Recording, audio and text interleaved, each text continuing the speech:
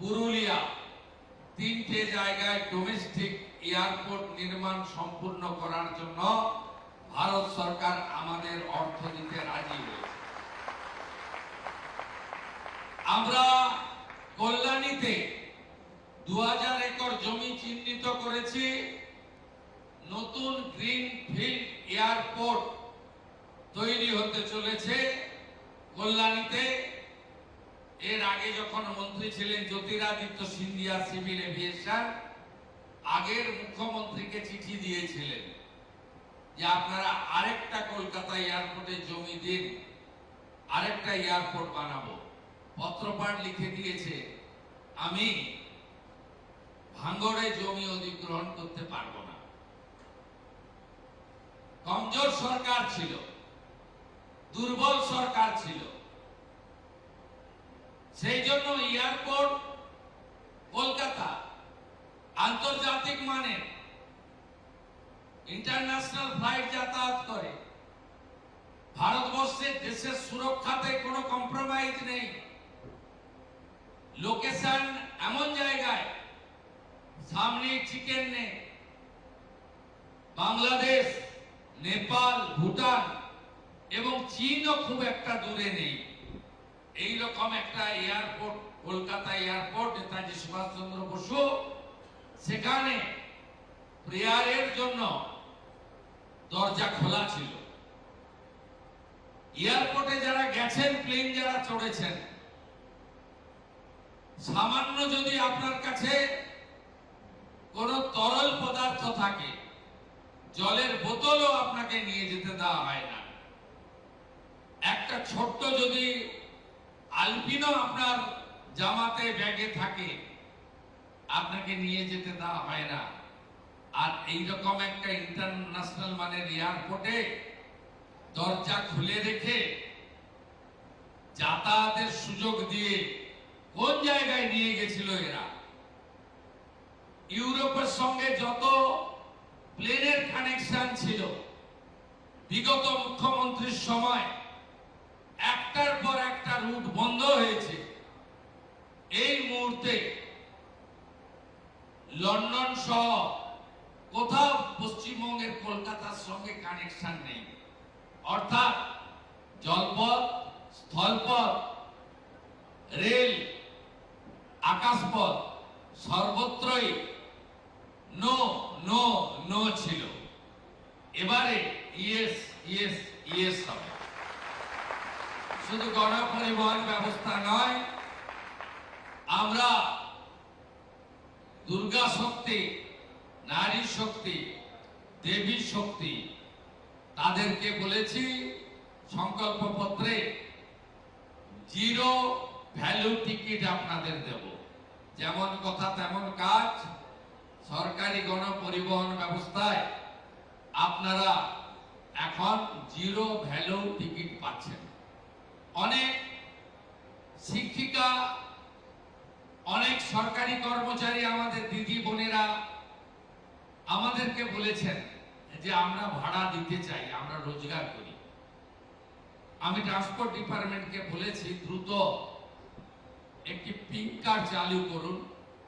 যারা, যে দিদি এবং বোনেরা, ছাত্রীরা তারা জিরো ভ্যালু টিকিট নিতে চান, তাদেরকে একটি করে পিঙ্ক কার্ড দিতে শুরু করুন। 5 মাস 6 মাস চালান, প্রক্রিয়া লম্বা চালান।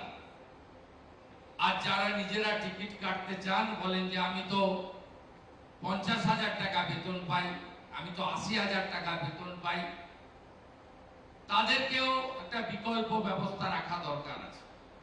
আমরা এই খাতে প্রায় 400 কোটি টাকা অতিরিক্ত নিগমগুলিকে আমাদেরকে দিতে হবে, সেটাও আমরা বাজেটে প্রভিশন রেখেছি।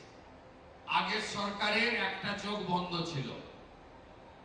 তারা থার্ড পার্টি এজেন্সিতে যে ড্রাইভার কন্ট্রাক্টরদের নিয়োগ করা হয়েছিল, হঠাৎ করে কিছুদিন আগে 2025-এ চালকদের বেতন বাড়িয়ে দিল, কন্ট্রাক্টররা বাদ চলে গেল। আমরা আসার পরে এই বৈষম্য দূর করে চালকদের সমপরিমাণ বেতন কন্ট্রাক্টরদেরও করে দেওয়ার ব্যবস্থা করেছি। আগস্ট মাস থেকে আপনারা এর এফেক্ট পাবেন। এই সরকার সবার জন্য সবাইকে নিয়ে চলতে চায়।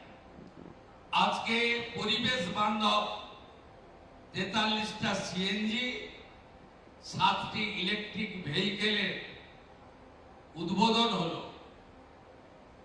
এবং আমি ডাব্লিউবিটিসি কে ধন্যবাদ জানাবো। স্বামী বিবেকানন্দের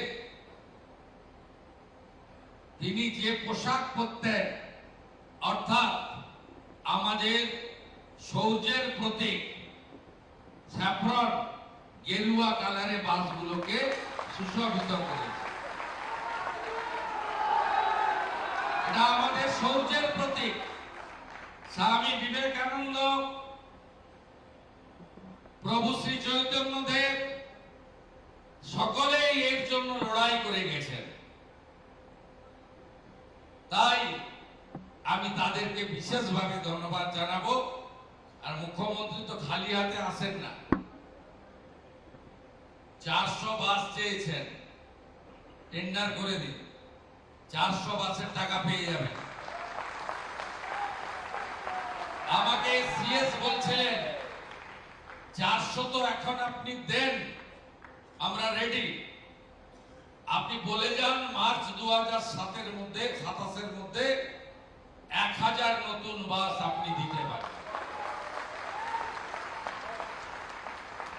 সবাই ভালো থাকবেন। আগামী দিনে ডবল ইঞ্জিন, বেশি হয়নি, মাত্র 9 সপ্তাহ, 12 মাস পরে আপনারা হিসাব করবেন কি ছিল আর কি হলো। ভালো থাকবেন।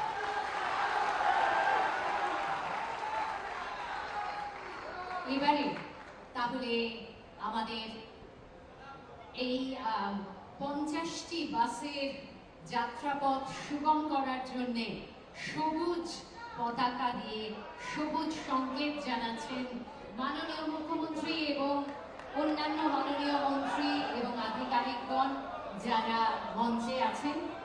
50টি বাস সিএনজি এবং ইলেকট্রিক ভেহিকল, পরিবেশ বান্ধব বাস, তার যাত্রা শুরু হলো করতালি দিয়ে।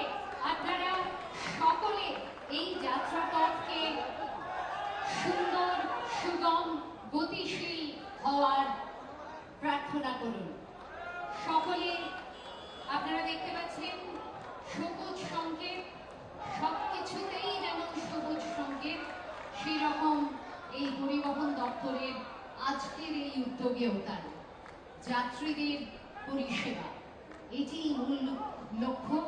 আপনারা হয়তো জানেন যে প্রতিদিন পরিবহন দপ্তর 750-রও বেশি বাস শিডিউল রুটে চালায় এবং 2 লক্ষেরও বেশি যাত্রী তাতে উপকৃত হন। এবারে বুঝতেই পারছেন যাত্রীর সংখ্যা যেমন বাড়ছে, সেই রকম স্বস্তিও বাড়বে তাদের। অনেক ধন্যবাদ সকলকে এই যাত্রাপথ সুগম করার জন্য।